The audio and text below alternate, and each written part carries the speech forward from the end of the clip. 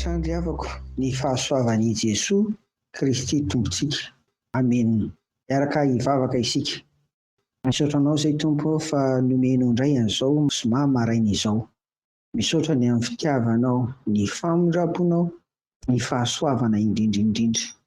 Ny angatahanay hatrany dia ny fanahinao masina hitaridarina anay Tompo, ary izay mba hiaro tena mandrakariva, anjakan'ny fahamasinana, dia hita taratra amin'izay rehetra mifanerasera aminay, ny vonina hitrao Jesoa, amin'ny anaranao anaovana izany vavaka izany.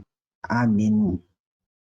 Anio ry havako, ary hotoizantsika amin'ny alatsinainy dia ny bokin'i Daniela Mpaminany ao amin'ny testamenta taloha no akantsika amin'ny mofinaina mba ho saintsaintsika indray.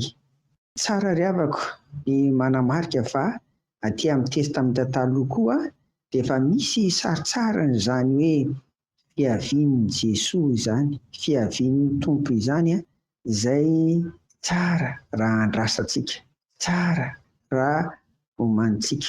Jereo ary nge raha voavakinao ny Daniela 7, 7-11 dia tena hitsara izany.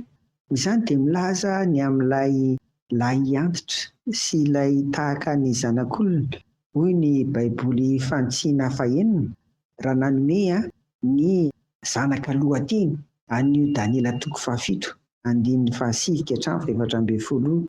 Averiko hoy izy ny amin'ilay lahy antitra sy ilay tahaka ny zanak'olona. Ny reto ry havana no hevi-dehibe tsara hosontonina eto amin'ity fahitana ny amin'ny zavatra ho avy ity.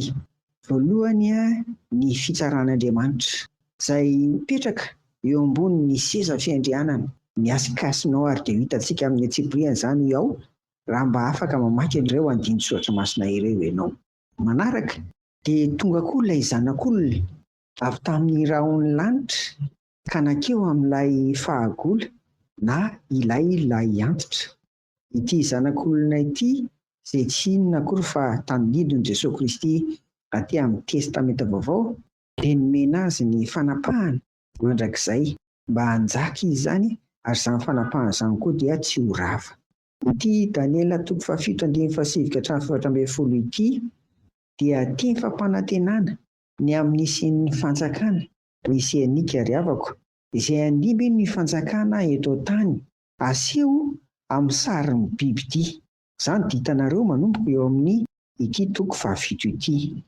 Aseho eto arak'izany ny fametrahana amin'ny fomba manetriketrika any an-danitra eo ambonin'ny seza fiandrianana ny fanjakana mesianika, ary ao anatin'izany dia mandray izany fanjakana feno sy maharitra mandrakizay izany eto amin'izao tontolo izao ilay zanak'olona tandindon'i Jesosy Kristy izahay.